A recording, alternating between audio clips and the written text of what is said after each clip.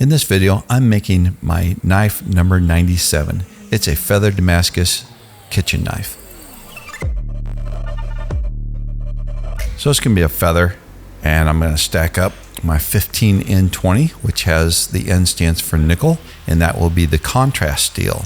It will be bright and shiny, and the 1084 is a similar carbon steel, but it will etch dark. In the end, you'll see that. I've got all of the pieces of steel stacked exactly where I want them. Now I'm going to encapsulate them, make it so that there's no oxygen that can get into the billet. Oxygen can produce a scale, mill scale, and we're going to make an oxygen-free environment inside of this billet while we're forge welding it together. Okay, you've heard me say it 100 times, but this is my favorite. One of my favorite parts of welding billets together is watching that crazy time lapse on the billet heating up. That is just mesmerizing. I gotta say, another one of my favorite things, there's a couple of them here when I'm doing a billet, is watching that mill scale fall off in the press on some of the first heats on the sides. It just smushes that scale. That decarburized steel just pushes it all around and crackles it. It's just mesmerizing. I got my billet welded together really good. Now I'm going to re-square. So I take these angle iron dies and I make the corners go to the center, and the centers of the billet become the corners. It's called re-squaring, and it does some pretty fun things inside the billet. It makes these beautiful patterns. I've got the mill scale off where I want. Now I'm going to cut it off on the ends and get rid of any of the unwelded sections of the billet, because the very ends get distorted, odd, and they do not always weld up perfect all the way out on the end. So I'm just going to cut that off. I'm going to clean that spot up that I just cut off, and I'm going to check it for imperfections, looking for cracks or even the mild weld from the MIG. And it looks fantastic.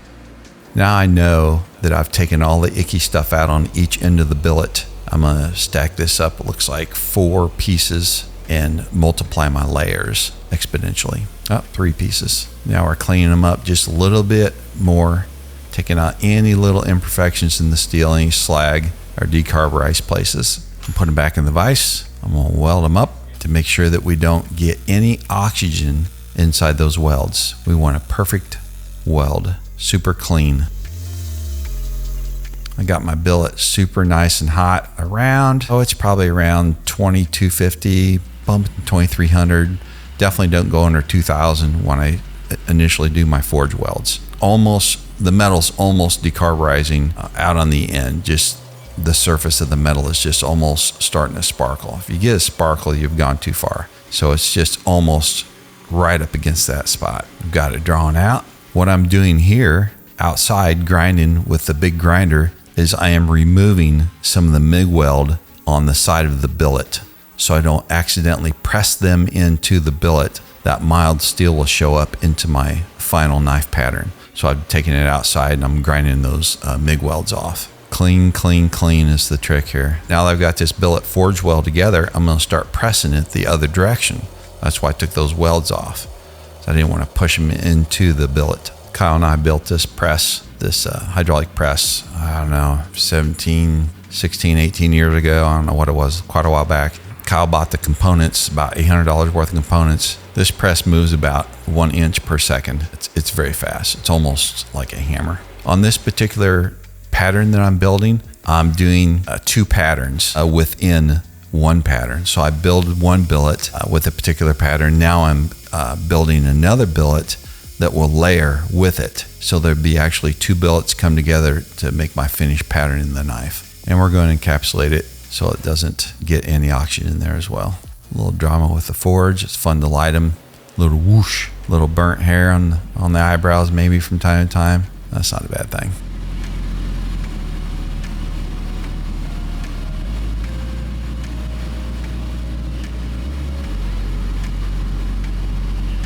I got some cool stops in there. We got them in, some of them are 1/8 inch intervals from 2 inch down to 1 inch. We just made them out of mild steel, but they work great. Just give you a reference point. You just got something to shoot for. Instead of just guessing, you get a really consistent press on your billet too. Instead of getting crazy deformations from pressing too hard, if you use stops and shims, you can press evenly and keep your pattern very tight and clean. I'm cutting on the icky ends of the billet off again, and we're going to check the pattern. We're going to dip it in ferric chloride, and we'll reveal the pattern. Just takes a couple seconds. There's my two patterns I'm going to put together. Just a straight layer and a W pattern layer. I'll start folding them and welding them together. Clean them up real good with the angle grinder. I'm getting ready to stack them for probably has got to be my favorite process in making knives is doing a feather pattern. It's crazy how bad the billet looks when you'll see here in a little bit when I've pressed it and forge welded it and drawn the two pieces in half. The billet looks terrible. Then somehow this beautiful, amazing pattern comes out once you weld it back together. Etch it and take a look, see what that pattern is going to look like. When you're stacking like this, you got to make sure your parts stay in the proper order, because sometimes they're very similar on what they look like as far as the dimensions, and you can get your pieces twisted around sometimes. The patterns are going to look cool. Back into the vise, and it won't fit in the vise. We got to use a pipe clamp. We got the edges all cleaned up, so we're gonna weld these little buggers up and keep the oxygen out. So we got a super clean weld again. Clean, clean, clean. No shortcuts. These feather billets are sometimes a little tricky to slip into the forge. There you go. Cut down through there a little bit at a time. Keep it hot. This smears, cut down through the center, smears the pattern and makes that beautiful feather effect.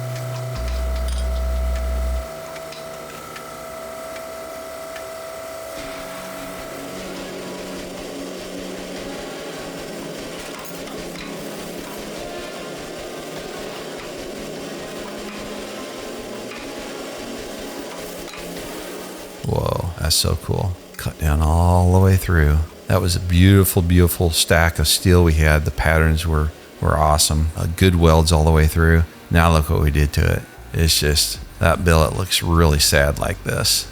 We're gonna cut the handle off and put a little handle on each one of them. And we're gently gonna shape them. We're gonna flatten them so that the two pieces weld together nice and flat. I've got some welds on the outside, some MIG welds sticking up, and that's the direction I'm going to press on them. So I want to make sure I take out that mild steel off of that billet on the outside so it doesn't push into the billet and show up on my final knife. See, we're just barely kissing these. We're just flattening them in the flattening die. We're not shaping anything, we're just flattening them out.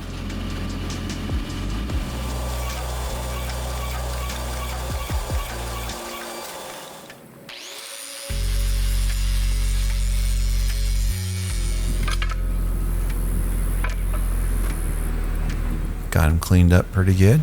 Now we're going to marry them back together. I left the welds on the other sides to help prevent tearing. There's no need to grind those out. We want to forge weld these together before we grind those out.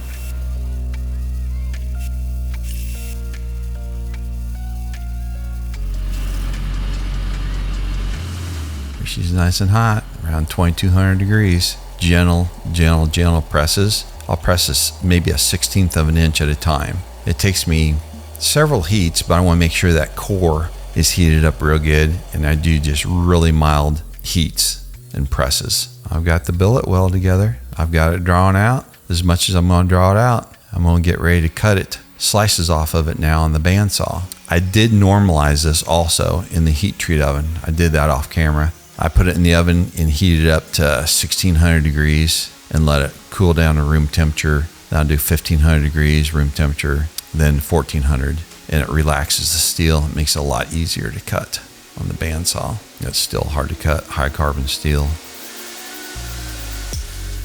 Now each one of these slices I'm pulling off of here will make a knife. So my billet's big enough to get a couple knives out of.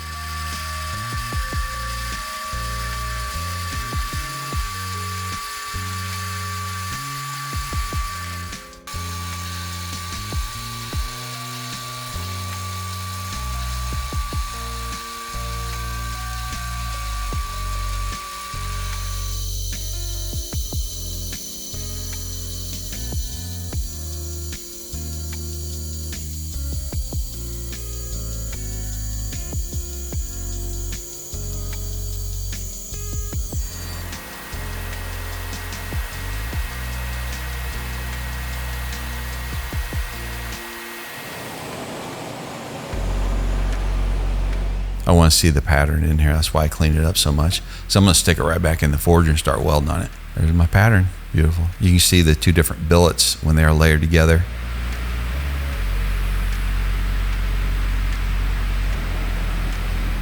Weld another handle on her and put her back in the forge, and we're going to start making a knife now, finally, after several days of forging.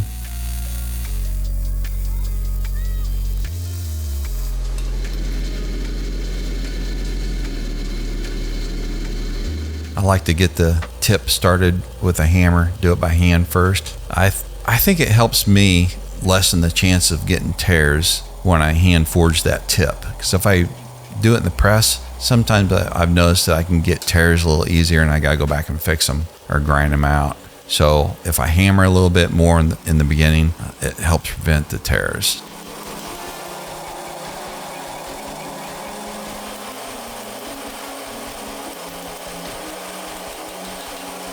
I can get tears when I'm working on this Riscoso area as well, the choil area. So I do a lot of hammering here, shaping. I found that if I press on it too much in the press, that it can tear easily, or it tends to want to tear. It doesn't always, but so I just do a little more hammering on that choil area back there at the heel of the blade as well. The tip and the heel choil area get more attention. It's not a race. It needs to be kind of right. So I just take my time there. The more knives I make, it seems like the more time I take in certain particular areas, the faster I am in some, and the more I slow down in others. I want to maintain this pattern.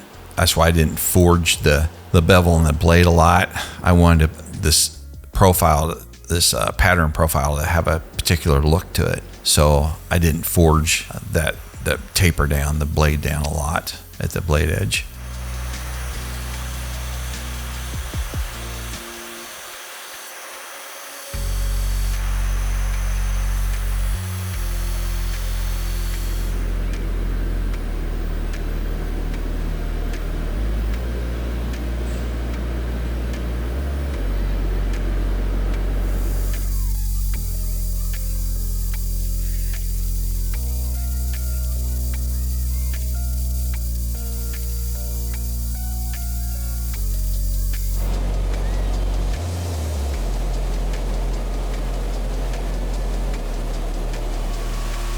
Oof, it's hot outside. Drinking coffee, 100 degrees outside. It's a whole lot more than that inside. Forging, full sun.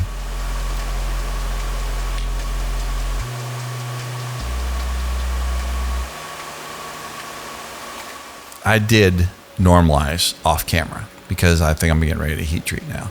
I put these scribe lines on here to show me where the blade edge is going to be, and I'm probably about 50, 60 thousandths thick right there. And I grind it down, grind up the blade, the side, to get rid of some of the mill scale, and the grind while it's easy, because the high carbon steel after it's been heat treated is it's really hard.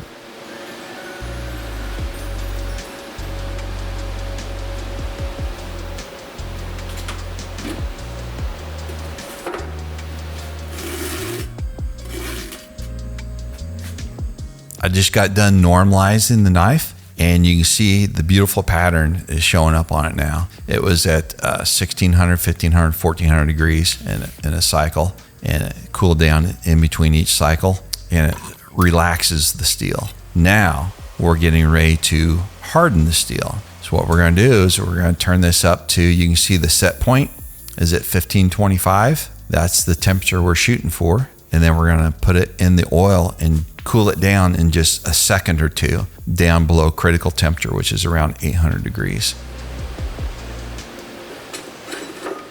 Our temperature is up. It's going to maintain. We got our oil. That's our quench oil. It's Parks 50. It's especially made for quenching knives in this type of steel. And there it's hardened.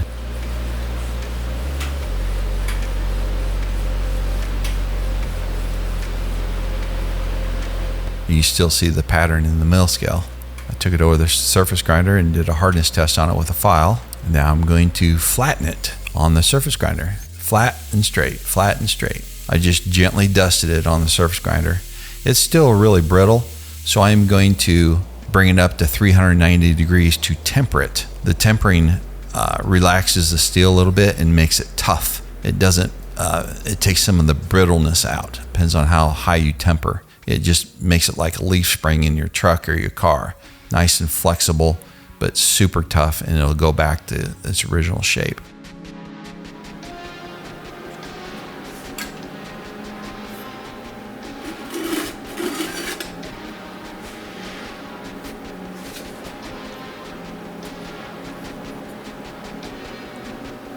We'll put some scribe lines on here. These are my final permanent scribe lines. That's about maybe a 20 thousandths gap there on the blade edge. And I'm going to rough grind down to those scribe lines, then start working it a little bit finer past that.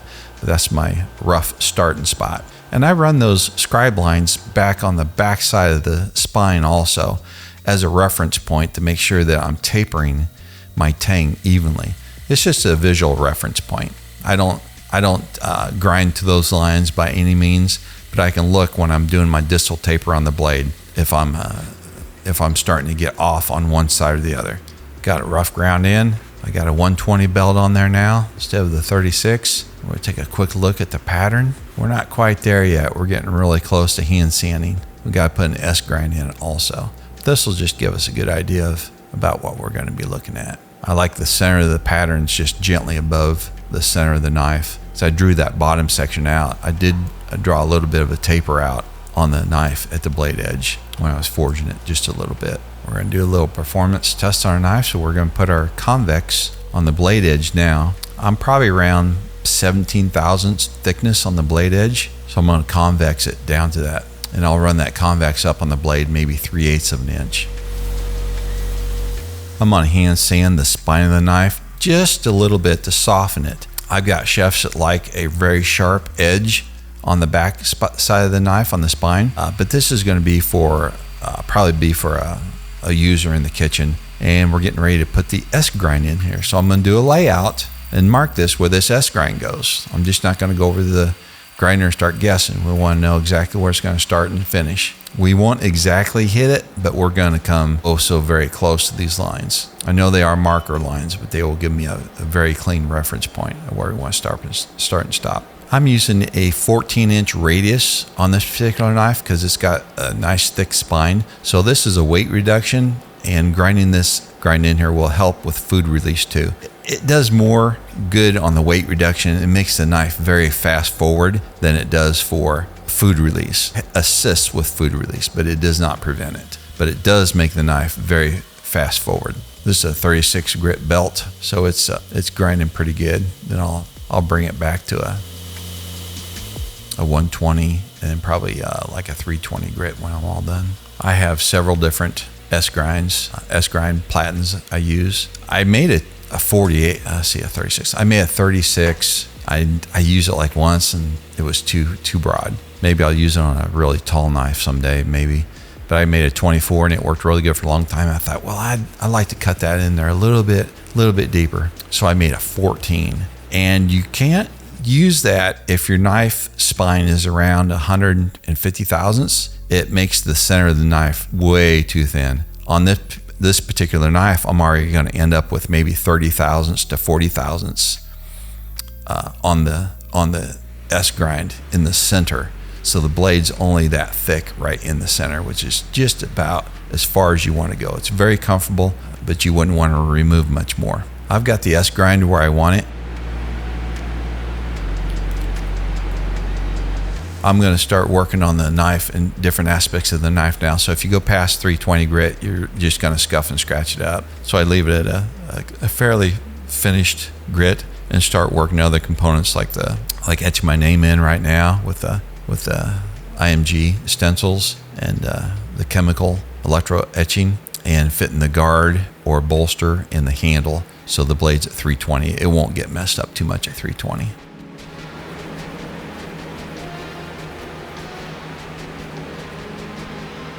I'm going to put a little Sharpie in here just so you can see how the name comes out. It pops pretty good. The Sharpie is just to give you an idea of what it looks like. This is one of my first JS knives too, after I passed my journeyman smith test. So I just started using that stencil with the JS on it. I got some of my custom copper alloy that I'm going to put on here for a bolster. So I take one of my ingots, start slicing up on the bandsaw, then start milling it down, start fitting it on the handle. It's 223 and 22 caliber range brass mixed with copper. And it's about a 6-to-1, heavy on the copper, because I wanted that beautiful bronzy, golden bronze hue. Not aluminum bronze, but silicon bronze. It's just a little bit darker, not so shiny, it doesn't look nearly as brassy as aluminum bronze. We like the darker look. Silicon bronze is our favorite, but it's a little bit harder to come by, so I thought it'd be fun to cast some. So I cast it and I use it, and we can make wire out of it. We got a roller. We can make a lot of different things from these ingots of custom copper alloy. And it patina is really nice. It distresses and it textures beautifully. You can see all the work I'm doing to the knife now, all the different components, and that knife's getting kind of beat up, laying around on the workbench. So that's why I took it to 320. I don't take it any further, but it is at the shape we want. It's a finished profile, which is where you want to be. So I'm getting ready to fit this beautiful piece of, I believe it's African blackwood handle on here.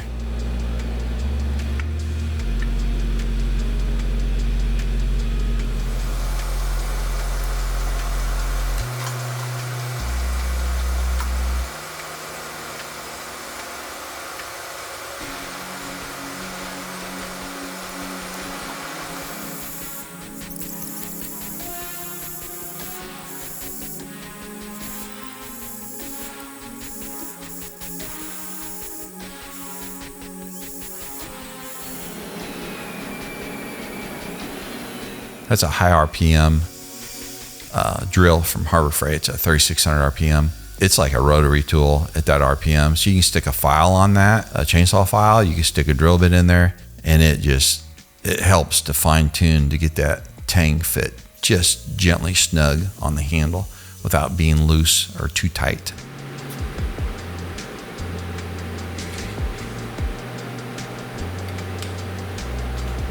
That's a good fit. That Blackwoods, the African Blackwoods, it's going to darken a little bit when I start working it more. It's going to look really nice.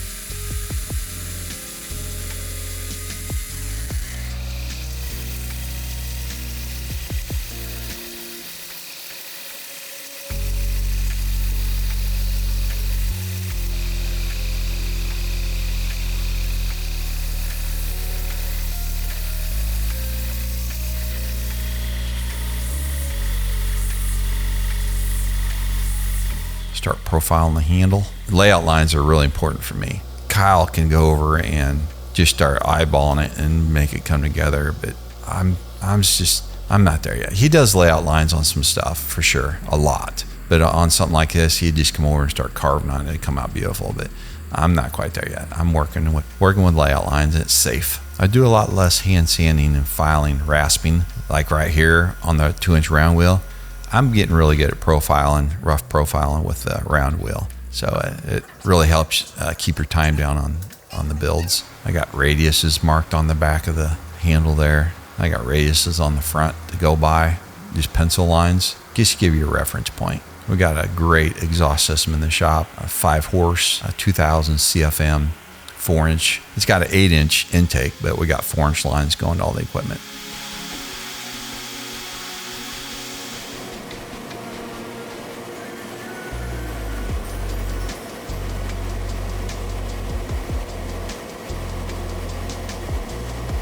Real quick, I'm Josh, son of the legendary Dad, and if you're into making knives, this message is definitely for you. Mastering new skills can be a real challenge, but with our online courses, you'll learn from one of the world's top bladesmiths, Kyle Royer. Our courses are designed to help you make awesome knives faster and with fewer failures, saving you time and money. So if you want to level up your knife making game, check out the link in the description. Don't miss out on this opportunity to learn from one of the best.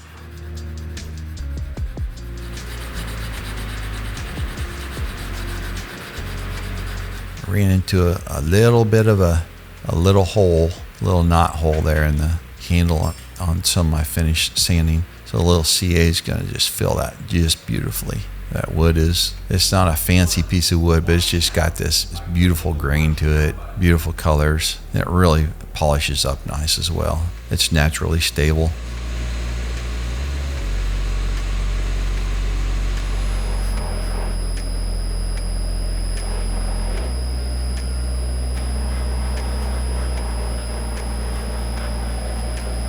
I got a little bevel on the front, like a museum fit for where the bolster is going to fit the handle. It's just a couple thousandths relief. The bolt nose looks really nice on there. I've got the bolster fit to the handle. Now I'm going to grind a little bit more, maybe 10 thousandths more all the way around off of that bolster, so I get a museum fit.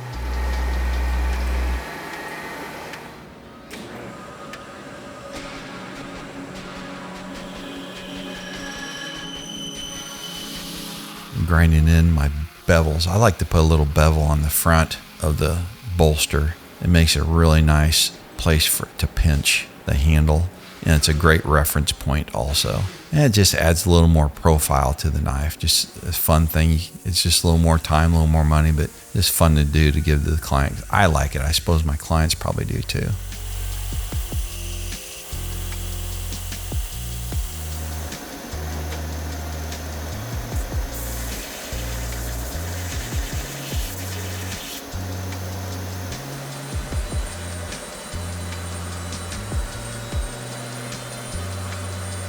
Okay, this never gets old. Tempering back the tang. I try to capture these. I post some of these on Instagram too, but it's fun to watch that, especially on a time lapse. If I get my lighting just right, to bring that bluish purple color up into the tang. My tang is still very hard to drill through with a plain carbon steel, high-speed steel bit. So I put a brass, copper, aluminum insert into my tang. I've laid the handle in there and drilled a hole through it where the hole in the wood handle goes into the tang. So then I drill a little bit larger hole into the tang, and I'll put a brass or copper insert in there. So when I go to drill after I fit my handle and epoxy it on, I do a final drill through the whole handle, and it goes through that brass or copper aluminum insert and secures the tang to the handle. I am doing finish sanding here. I'm going to bring this up to 1500 grit.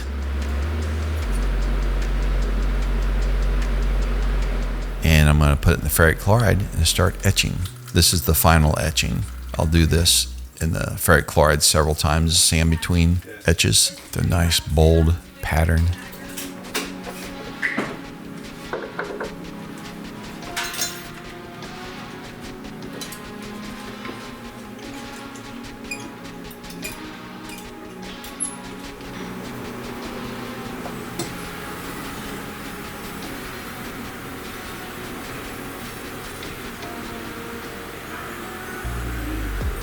I sand gently in between etching sessions to get rid of any unwanted scale that is produced from the ferric chloride to keep the metal clean. And then when I get it where I want it, I will prep my coffee, my instant coffee, in this big drywall pan, stainless steel drywall pan. Heat the coffee up to around 120, 130 degrees, and that coffee will physically etch into the dark steel, the 1084 that we talked about way in the beginning of the vid. It does not stick to the 15N20, and that's shiny. So now you can see the contrast between the two steels really, really well. I'm going to put a really nice thin coat of 100% Carnauba wax on the blade. It makes a very, very durable finish, and it just gives that knife a long time before it starts to patina. I'm getting ready to bed the tang into the handle with epoxy. So I'm going to scuff this up really good with a Dremel tool, make a bunch of little micro burrs all over the tang so that the epoxy has like 1,000, 10,000, 100,000 places to grab.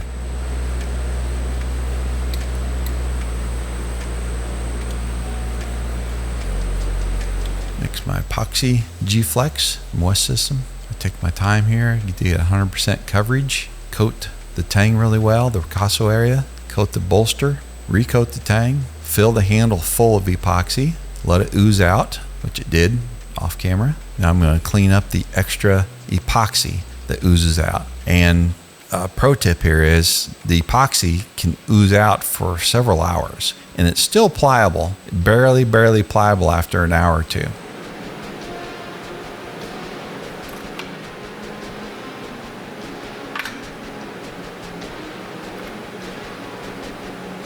Now remember earlier when I put that brass insert into the tang and I marked it with a hole that I'd already drilled all the way through the wood handle.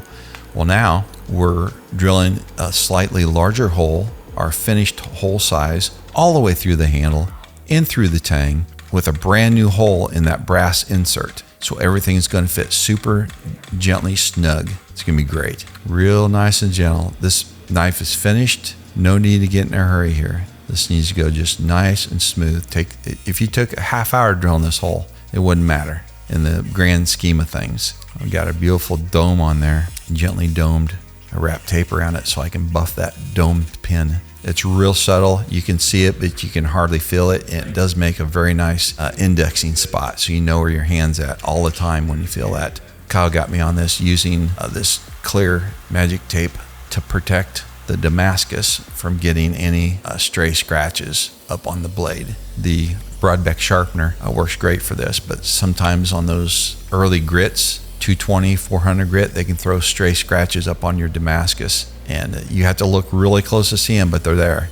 So we put this tape on there and you get no stray scratches at all, and it looks great. You can see the S grind in there, you can see the convex, you can see the apex that's sharpened. That's beautiful.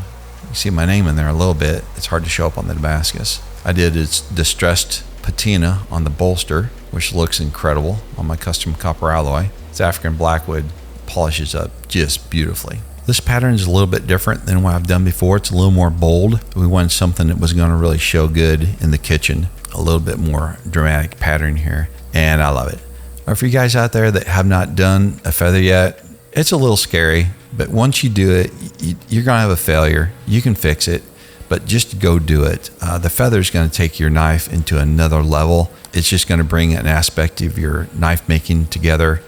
Try something different on maybe not a high-end knife, but maybe a practice knife. I'll see you guys in the next video. May the forge be with you. Bye-bye.